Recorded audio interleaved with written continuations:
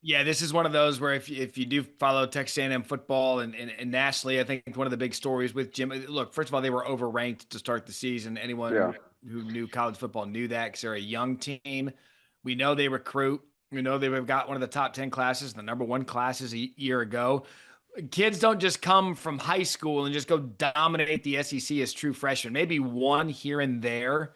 So look, this year I think is more about expectations that were put on them by the media who maybe didn't do all their research on who was coming back for A&M, and now reality setting in. Maybe they are 7-5, 8-4, young team with an opportunity going into next year.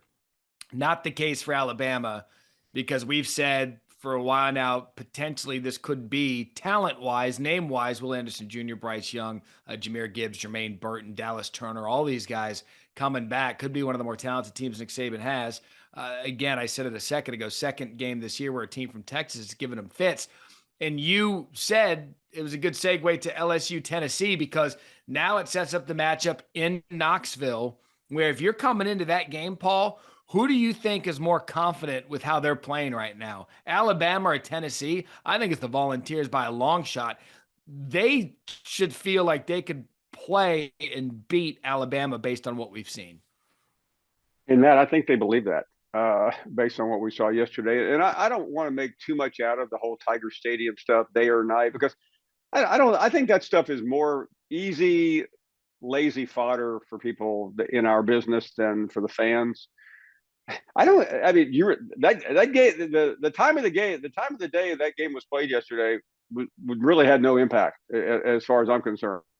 I don't know what difference would have made it if LSU fans had gassed up with bourbon for 12 more hours. The players on the field still looked like they didn't know where they were. And Brian Kelly, love him. I mean, he comes up with some of the most inexplicable situations to put his team in. But when you fumble the opening kickoff, you're Yeah. going to lose, and you're going to lose badly against a good team. And as long as Hendon Hooker is around, and he's playing shorthanded too. Tillman was out. They had a lineman out. That wasn't Tennessee's best.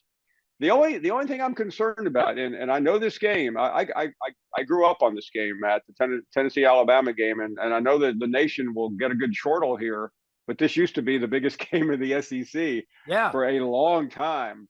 I mean, you planned your year around this weekend, especially in Knoxville, coming Yep. in mid October, um, and this game has been a joke for many years. I mean, I've argued this isn't even a rivalry anymore. Well, it is right. It is right now, and Tennessee fans survived 2 weeks ago with Florida because the expectation, you knew they were going to win that game, and you were afraid the hand over your face. There's not going to be any stopping that. Tennessee fans are back in their mind, and they are going to be beating their chests, and they want Bama so badly. It's hard to put into common English the desire to beat Alabama. It's only been 2006 since the last win.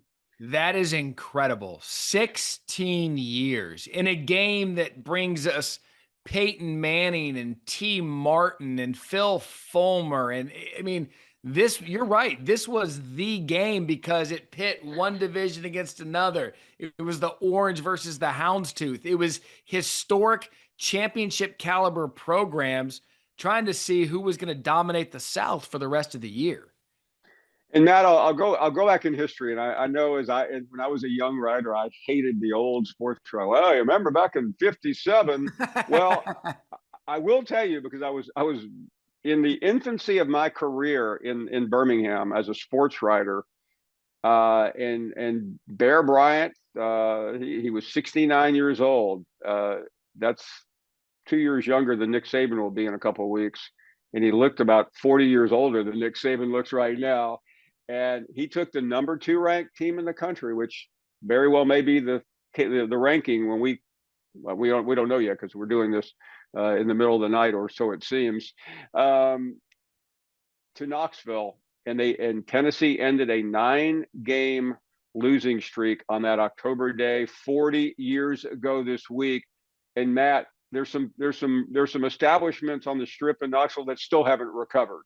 Uh, I mean, they carried the goalpost down the street. They mobbed. I mean, it was one of the scenes of the century at Neyland Stadium, and you could very well see the same thing this Saturday afternoon. Thanks for watching ESPN on YouTube. For live streaming sports and premium content, subscribe to ESPN Plus.